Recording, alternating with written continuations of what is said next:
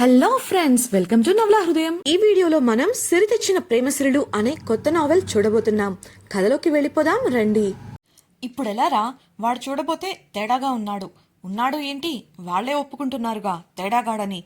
అసలుకే మాటలు పెళ్లి వ్యవహారాల దాకా వెళ్ళిపోయాయి అని కంగారుగా అన్నాడు మాధవరావు. కాసేపు ఆలోచించి, నేను చెప్తాలే, ముందు పద, వాళ్ళొస్తున్నట్లున్నారు అంటూ మాధవరావుతో హాల్లోకి నడిచాడు గిరీశం. అప్పుడే గదిలోకి వెళ్లిన వారు కూడా ఒక్కొక్కరుగా ఒకరి వెనుకే ఒకరు బయటకొచ్చారు.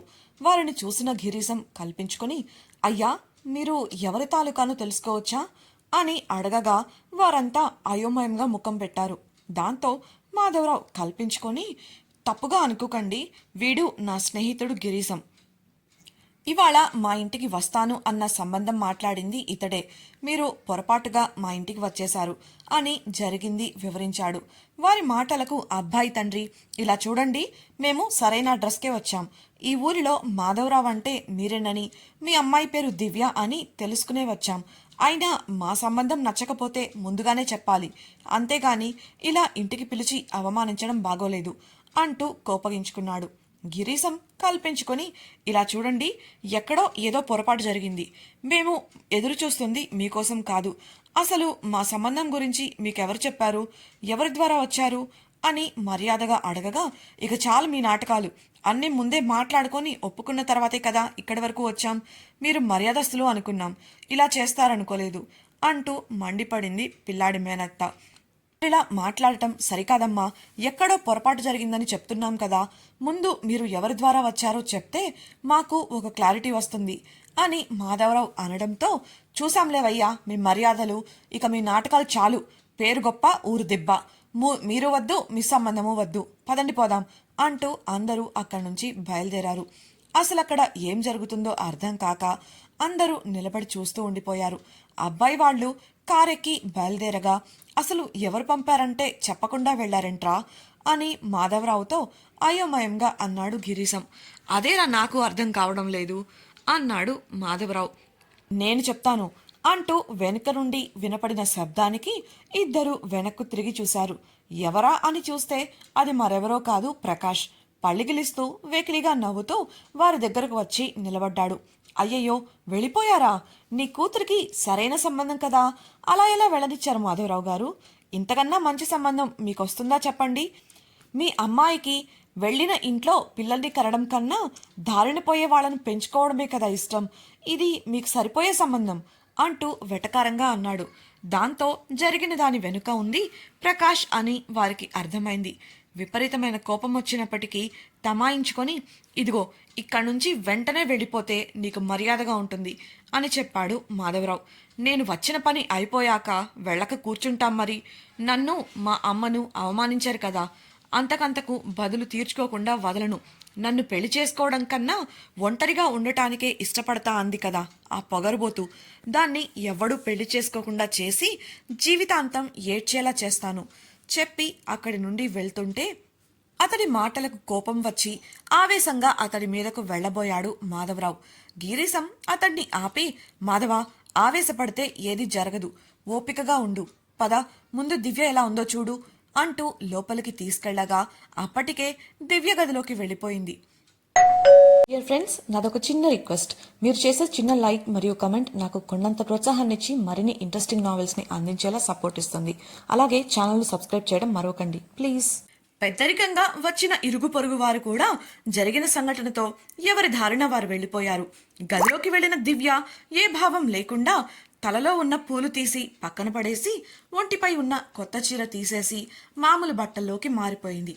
భర్త ద్వారా జరిగిన విషయం తెలుసుకున్న శ్యామల, మనకు వీళ్ళెక్కడ దొరికారండి, శనిలా పట్టి పీడిస్తున్నారు అంటూ కన్నీరు పెట్టుకుంది. బాధపడకు చెల్లమ్మ, లోకంలో అందరూ మంచివాళ్లే ఉంటే మంచితనం విలువ ఎలా తెలుస్తుంది? అక్కడక్కడ ఇలాంటి వాళ్ళు కూడా ఉంటారు.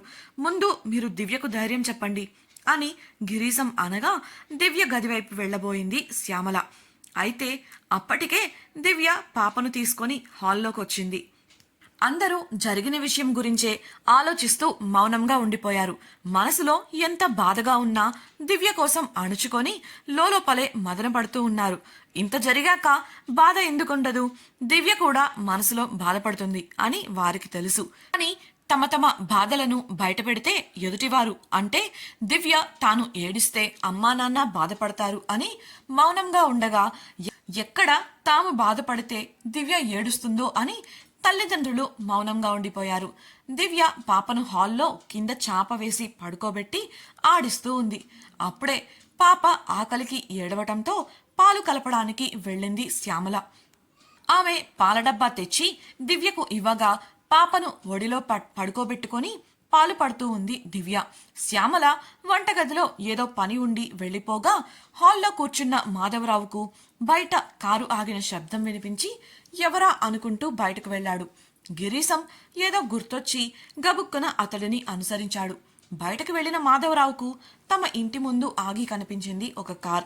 డ్రైవర్ సీట్లో కూర్చున్న యువకుడు కార్ అద్దాలు దించి మాధవరావు గారి ఇల్లు ఇదేనా అండి అని మర్యాదగా అడిగాడు గేటు వద్ద నిలబడిన మాధవరావును.